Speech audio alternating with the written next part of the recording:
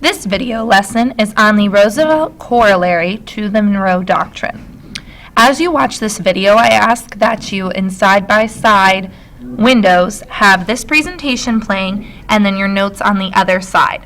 As we go through, I'm going to ask you to type in your notes just as I have them up on the screen.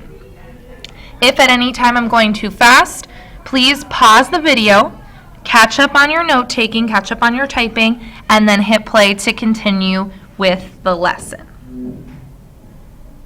So have your notes ready. The first thing we need to talk about in relation to the Roosevelt Corollary is where did this take place? Where did this corollary affect? And the United States and Latin America is the areas in question. So type that under where did this happen? And when did it happen? We're going to start all the way back in 1823, and then the part we're going to focus on is in the early 1900s. First, we're going to talk about the Monroe Doctrine, which was issued in 1823. Okay, so we're going to work our way down this first column here on the Monroe Doctrine. Essential details. President Monroe issued this proclamation in 1823.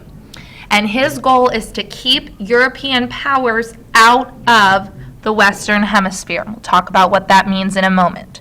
So he's saying that countries in the Western Hemisphere will not be colonized in the future. If you remember from 6th grade, you may have spoken about the Monroe Doctrine in your class. If you remember correctly, the United States used to be a colony of Great Britain, and that's a European countries. So he's saying, stay out of the Western Hemisphere, Europe. We don't want to be colonized anymore. This is President James Monroe, and this is an image of the Western Hemisphere. So as you can see, it is North America and South America. So when President Monroe says, stay out of the Western Hemisphere, he pretty much is just referring to North America and South America. And he wants Europe to just stay out.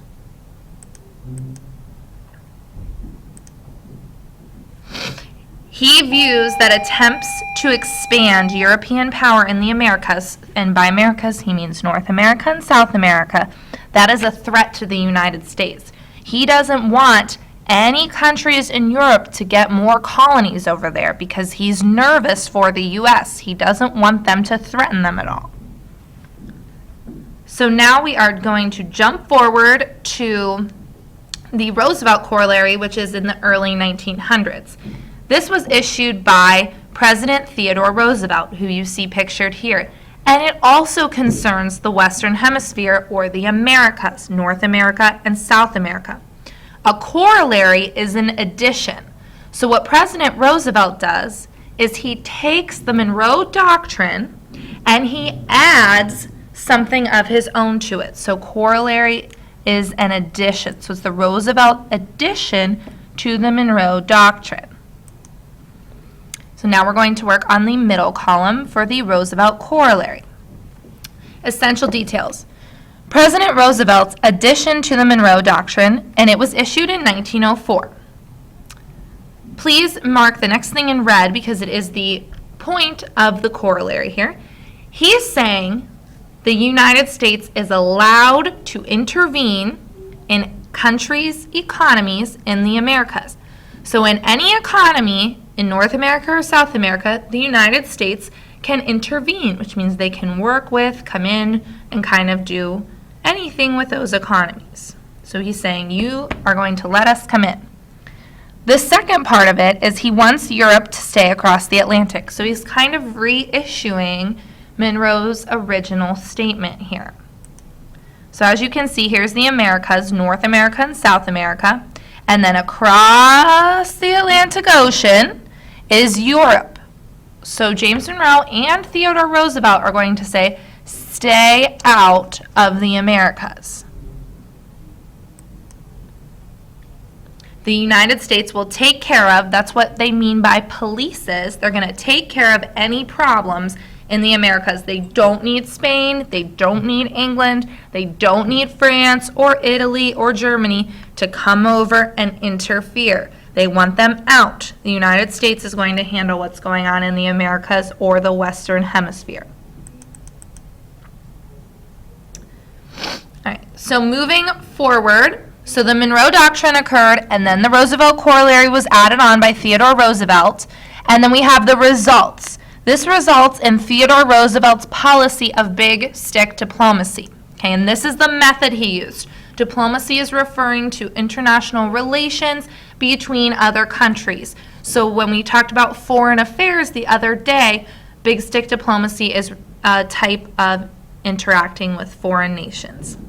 And what he does first is he sends the U.S. Navy fleet on a tour of the entire world. He's saying, I'm not going to tell you how powerful we are. I'm going to show you. So on a world tour, he sends all the U.S. Navy ships just to show them off. So I want you to make a note that President Theodore Roosevelt is the one using big stick diplomacy in his international relations.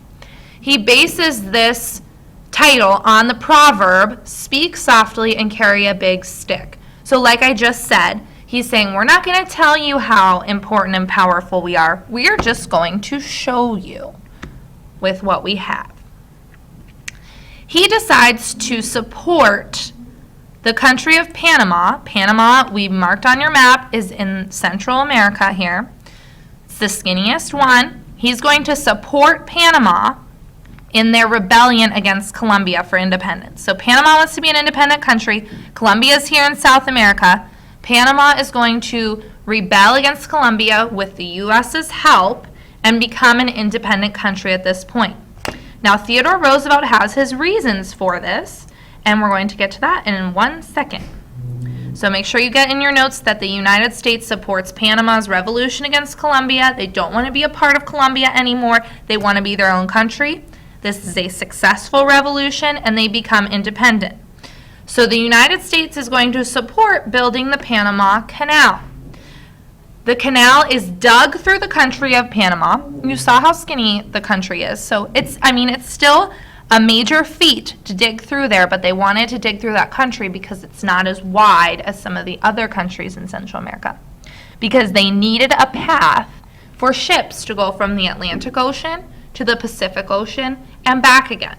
Before this, they have to sail all the way around the tip of South America here. So if you wanted to go from New York to California on a ship, you had to go all the way down here, all the way around South America, all the way up the other side, and all the way over here to California.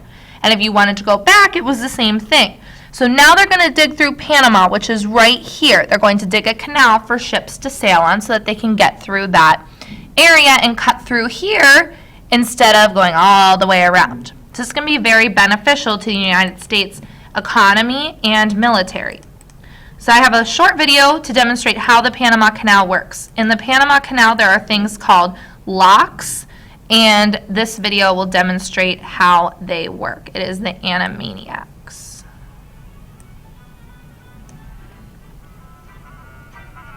Got a tramp steamer, my ship's called Hal. 40 miles on the Panama Canal. Got a cargo of sodas, they are local.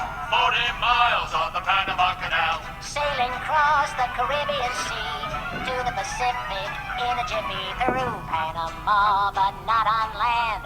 I'd look silly with my ship in the sand. Yo, Hal, try the canal. Yo, Hal, the canal is your pal. You can sail a cargo ship from sea to shining sea through the Panama Canal for a nominal fee. You enter a lock, it's a ship corral. 40 miles on the Panama Canal. You pay your money, then get a decal. 40 miles on the Panama Canal. You cross the locks, they number 3, full of water for you and me. 100 feet wide, 41 feet deep, water enough to drench a sheet. High lock, up goes the ship. Low lock, the ship takes a dip. First they raise the water level, then lower it again. Cross the Panama Canal, it's really said. We pass the locks with good morale. 40 miles on the Panama Canal. The crew yells out, Thank you, Hal. 40 miles on the Panama Canal. you're welcome in, wasn't that fun? 40 miles, our voyage is done. From Colon now, past Balboa. Adios, Panama, so long, aloha.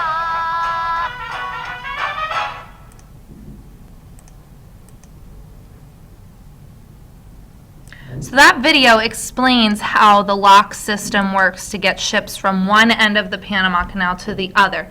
They lower and raise the ships to go through that area by filling up each chamber with water and then decreasing each chamber with water.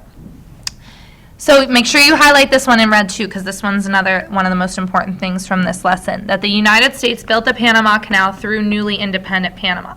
So that's why Theodore Roosevelt is supporting this revolution, because he wants to build this canal through Panama. Okay. That concludes this lesson on the Roosevelt Corollary. Please see me if you have any questions. And tomorrow we are going to complete a cartoon analysis using what you learned here about the Monroe Doctrine and the Roosevelt Corollary and Big Stick Diplomacy. So make sure you read over your notes and you are ready to go with that assignment.